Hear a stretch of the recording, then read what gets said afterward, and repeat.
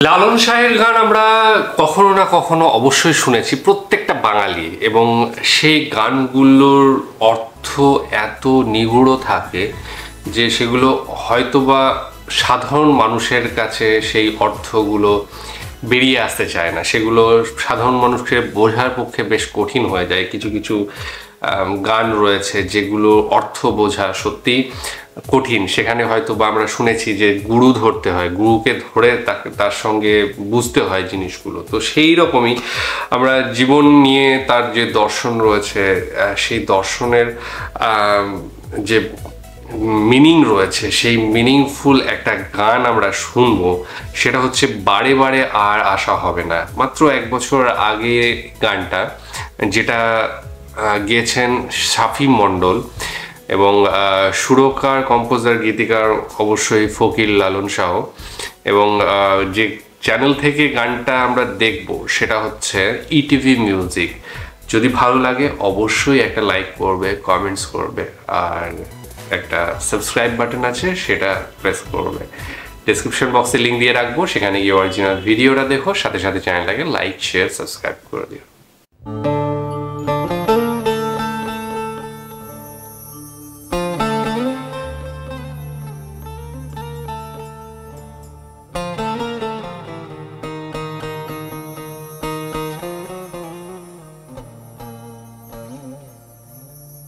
তুমি ভেবেছ কি মনে এই ত্রিভুবনে তুমি যাহা করে গেলে কেউ জানে না, বারে বারে আর আশা হবে না। Present time is only the time. এই বর্তমান সময়কে গুরুত্ব দেওয়াই হলো প্রত্যেকটি মানুষের কাজ। এমন মানব জনম আর হবে না, বারে বারে যার আশা হবে না। তুমি ভেবেছ কি মনে এই ত্রিভুবনে তুমি যাহা করে গেলে কেউ জানে না, বারে বারে যার আশা হবে না, বারে বারে যার আশা হবে না।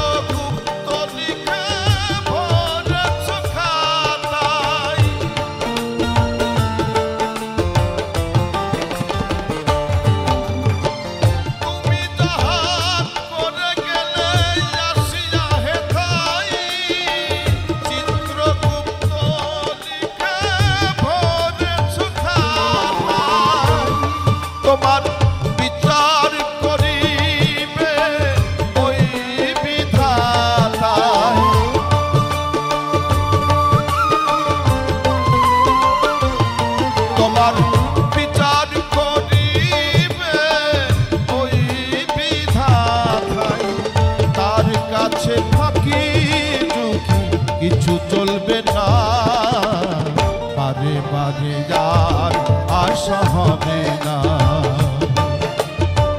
বারে বারে যার আশা হবে না।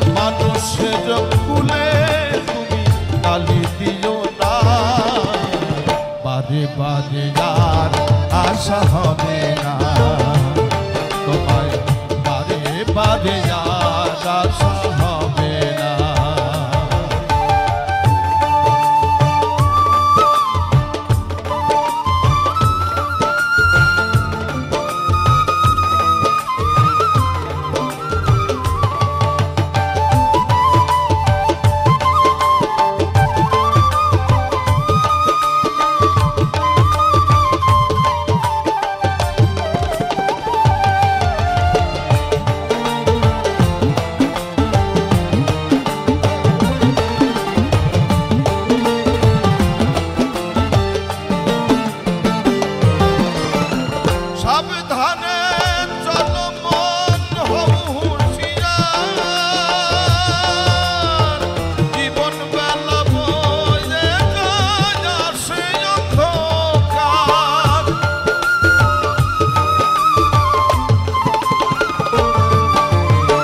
সাবধানে চলো মন হও হুঁশিয়ার, জীবন বেলা বয়ে যায় আসে অন্ধকার।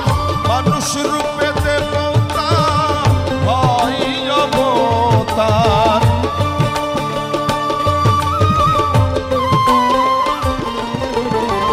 মানুষ রূপে দেবতা হয় অবতার।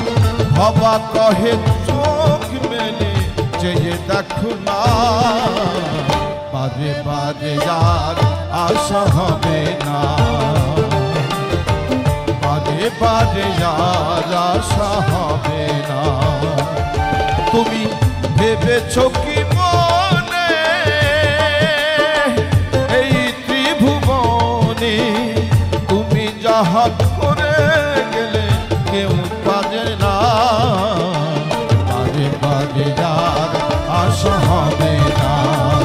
এমন মানব জনম আর পাবে না, বারে বারে আর আশা হবে না মনরে, বারে বারে আর আশা হবে না মনরে, বারে বারে আর আশা হবে না।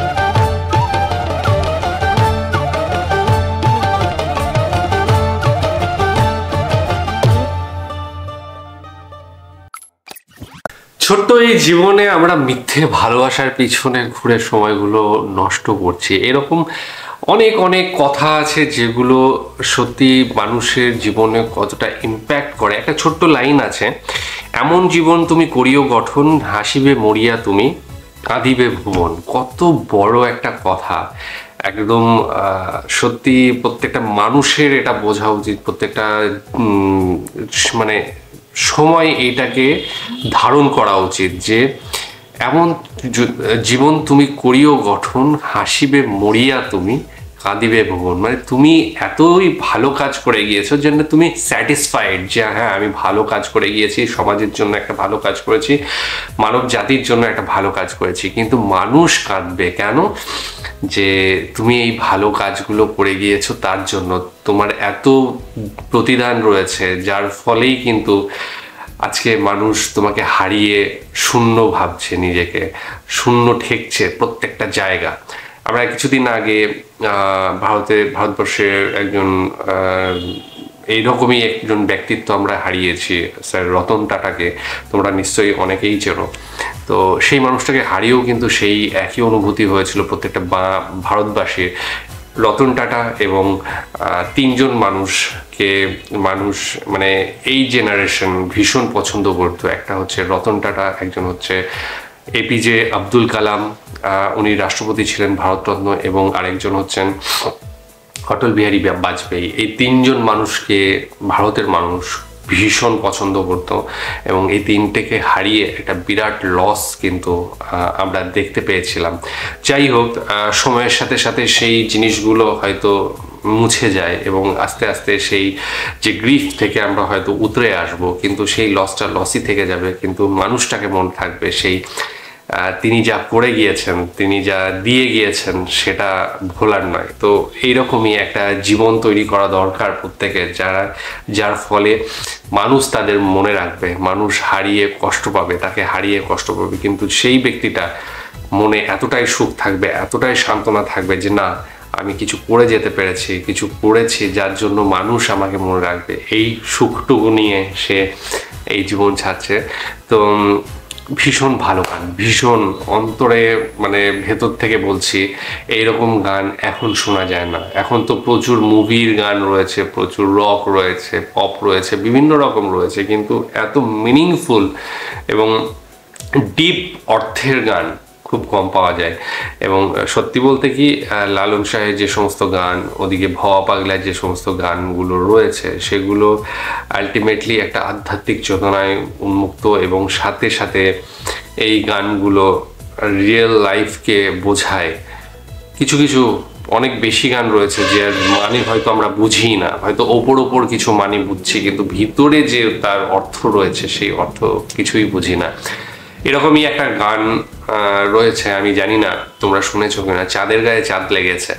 তো এই বাউল সঙ্গীত, তো তোমরা শুনেছো কিনা জানি না, আমি শুনেছি, বাট কোনো মিনিং পাইনি, যদিও সবাই বলে যে এটার একটা মিনিং রয়েছে, এবং সেটা যারা গুরু রয়েছে যাদের, তারাই একমাত্র জানতে পেরেছে। এটা নিজের পক্ষে জানা জানি না কতটা কঠিন কিনা, অবশ্যই কঠিন, না হলে আমরাও হয়তো করতে পারতাম। এর যে মিনিং রয়েছে, সামথিং কত মাসের গর্ভ রয়েছে, এরকম অনেক কথা ছিল। যদিও গানটা আমার পুরোপুরি মুখস্থ নেই, তবে গানের সুর মনে আছে। ভীষণ ভালো গান একটা, আশা করি তোমরা শুনলে তোমরাও জানবে। যদি তোমরা কেউ মিনিংটা জানো তাহলে আমাকে একটু লিখে দিও, তাহলে আমি বেশ উপকৃত হই। যাই হোক, কেমন লেগেছে আজকের গানটা জানাবে। আর যিনি গাইলেন, অসম্ভব সুন্দর গান, মানে কণ্ঠ তার, লোকগীতি সবসময় ভীষণ ভালো লাগে, দূর থেকে শুনতে আরো ভালো লাগে। মানে রাত্রে যদি হয়ে যায় এবং কোথাও এই ধরনের লোকসঙ্গীত প্রোগ্রাম চলছে, দূর থেকে যদি ভেসে আসে সেই কণ্ঠ, দারুণ লাগে।